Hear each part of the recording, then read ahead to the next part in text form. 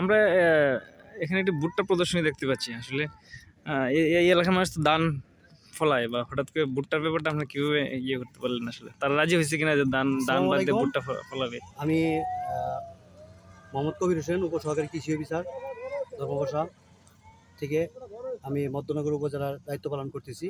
এখন মধ্যনগর উপজেলা, তো এখানে ভুট্টা প্রথমত কৃষকের রাজি হচ্ছিল না। তো আমি মানিক ভাইকে বললাম যে আপনি আমার একটা প্রদর্শনী নেন ভুট্টা, তো আমি আপনার মাধ্যমে যাতে সবাই উৎসাহিত হয় করার জন্য একটা ডেমো আপনাকে দিলাম। পরে মানিক ভাই বললো আচ্ছা ঠিক আছে, আপনি আপনাকে দেন। পরে আমি মানিক ভাইকে বললাম যে আচ্ছা ঠিক আছে, আমি আপনাকে সার বীজ সব কিছু মোটামুটি সহযোগিতা করবো 33 শতাংশ জমির মধ্যে। তো প্রথমত আমি সার দিয়েছি, বীজ দিয়েছি, ঠিক আছে, এবং কি বলে দিয়েছি কীভাবে করতে হবে ভুট্টাটা। আর ভুট্টা সবচেয়ে বড় কথা হলো যে ধানের চেয়ে মোটামুটি ভালো লাভজনক। যেমন এখানে জমি আছে 33 শতাংশ জমি আছে, এই জমির মধ্যে মোটামুটি যদি 33 শতাংশ জমির মধ্যে যদি ধান হয়, কয় মণ হতে পারে আনুমানিক? 33 শতাংশ জমির মধ্যে 28 থেকে 30 মণ হতে পারে। তো এখন 30 মণ ধানের চেয়ে 33 শতাংশ এই জায়গায় যদি ভুট্টা করে, তাহলে আমরা মিনিমাম 15 থেকে 20 মণ ভুট্টা আমরা পাবো। তো বাজারজাত করতে গেলেও মোটামুটি ভালো দাম পাবো আমরা।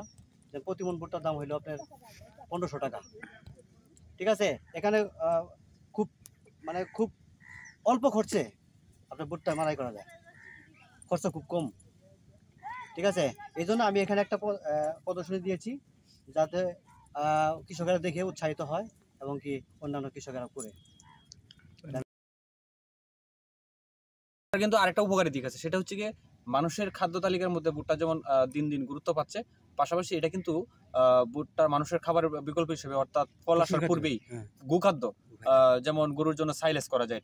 এটা যদি সাইলেজ করে সে স্টক করে রেখে দেয় সারা বছর ব্যাপী, সেটা এই সাইলেজ করার পদ্ধতিটা একটু বলে দেন। সাইলেজ করার পদ্ধতি হচ্ছে গিয়ে আপনার ওই লালি আছে, মানে চিটাগুড় যেটাকে চিটাগুড় বলে, চিটাগুড়ের সাথে এটা ছোট ছোট করে মেশিন পাওয়া যায় এখন, মানে সাইলেজ তৈরি করার জন্য বাজারে মেশিন পাওয়া যায় কিনতে। ওই মেশিন দ্বারা কর্তন করে, অথবা ওই যে কাঁচি আছে, কাঁচি দ্বারা কর্তন করে ছোট ছোট করে টুকরা টুকরা করে, তারপরে ওই চিটাগুড়ের সাথে মিক্সড করে রোদ্রে শুকিয়ে তারপরে হচ্ছে বস্তাবন্দি করে রাখা হয়। এই হচ্ছে কি এটার পদ্ধতি। তারপরে যদি এখানকার কৃষকদের আছে, তারা যদি করতে চাই, আমরা প্রয়োজনে নিজেরা শস্যের উপস্থিত থেকে আমরা সহযোগিতা করব। এটা কি এখনই কি তারা পাতাগুলো কাটতে পারবে না পরে, ফসল পাওয়ার পরে? না, এটা হচ্ছে ফসলের পূর্বে, তখন আর মানুষের খাবার হিসেবে নিতে পারবে না। কারণ যদি আপনি সাইলেজ হিসেবেও আপনার বাজারে বিক্রি করেন, সেক্ষেত্রে কিন্তু আপনার ওই যে আমাদের মানুষের জন্য যে পরিমাণ বাজার মূল্য পাবে, তার সাথে কিন্তু কোনো অংশেই কম পাবে না, কারণ সাইলেজের দাম অনেক বেশি বাজারে। যেমন গবাদি পশু আছে, গবাদি পশুর যে খাবারগুলো আছে, গিনিয়ার পাড়া যে আছে, লিপিয়ার, এই গাছগুলা যেরকম গরু খাদ্য হিসেবে ব্যবহার করা হয়, তদ্রুপ এই ভুট্টারও একই রকম, ঠিক আছে। এটা কিন্তু পুষ্টিগুণ কিন্তু অনেক বেশি।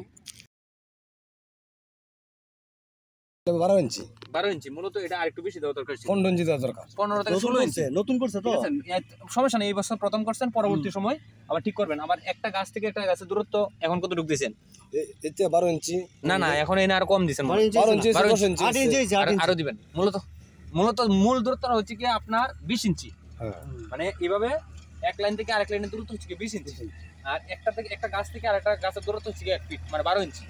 মানে লাইন থেকে লাইনের দূরত্ব কতটুকু? 20 ইঞ্চি।